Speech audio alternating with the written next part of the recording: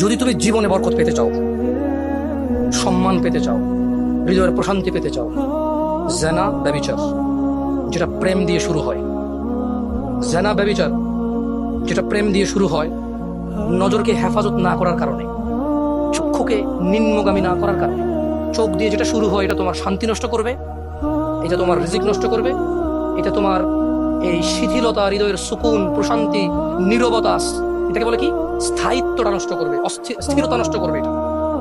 ছোট ভাই, তোমার প্রতি আমার নসিহত, তুমি কে নীল পড়ছে, লাল পড়ছে, কে ছোট পড়ছে, কে বড় পড়ছে, তুমি এগুলো মেজারমেন্ট করার দরকার নাই।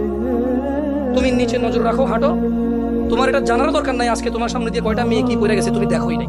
তুমি নিচে হাঁটো, যথাসম্ভব তুমি যতটুকু নিচে দেখে হাঁটা সম্ভব তুমি তোমার চোখে হেফাজত করো। লজ্জাস্থান হেফাজত হবে, লজ্জাস্থান হেফাজত হলে তোমার হৃদয়ের প্রশান্তি নষ্ট হবে না ইনশাআল্লাহ। রিজিকের দরজা খুলবেই খুলবে।